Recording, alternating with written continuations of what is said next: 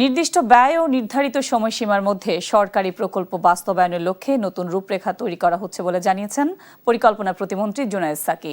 এতে করে কাজে স্বচ্ছতা ও জবাবদিহিতা নিশ্চিত করা হবে বলেও জানান তিনি। বুধবার পরিকল্পনা কমিশনের এনএসি সম্মেলন কক্ষে চলতি অর্থবছরের দ্বিতীয় একনেক সভা শেষে সংবাদ সম্মেলনে এসব কথা বলেন তিনি। প্রতিমন্ত্রী বলেন, বিগত আওয়ামী সরকারের সময়ে উন্নয়ন প্রকল্পের ব্যয় ও সময়সীমা বাড়িয়ে দুর্নীতি করা হয়েছে। বর্তমান সরকার এই বিষয়ে জিরো টলারেন্স নীতি অবলম্বন করবে। তিনি আরও বলেন, সরকারের লক্ষ্য অর্জনে বিদ্যুৎ ও জ্বালানি সংকট সবচেয়ে বড় চ্যালেঞ্জ।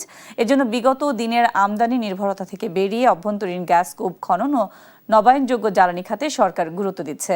একনেক সভায় ৯,৩৩৩ কোটি ৫৮ লাখ টাকা ব্যয়ে মোট ১০টি প্রকল্পের অনুমোদন দেওয়া হয়েছে।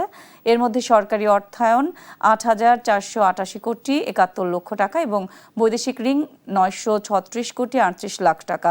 উত্থাপিত মোট ১২টি প্রকল্পের মধ্যে ওয়েল ট্যাঙ্কার জাহাজ ক্রয় করা ও মেট্রো ঢাকা প্রকল্প নামে ২টি প্রকল্প স্থগিত করা হয়েছে।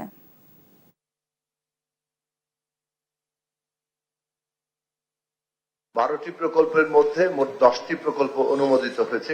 কোন প্রকল্পে পর্যবেক্ষণ আছে এবং কিছু শর্ত আছে। 2টি প্রকল্প রিভিউ করার জন্য আবার ফেরত পাঠানো হয়েছে। যে 10টি প্রকল্প অনুমোদিত হয়েছে সেখানে মোট ব্যয় আছে ৯,৩৩৩ কোটি ৫৮ লক্ষ টাকা।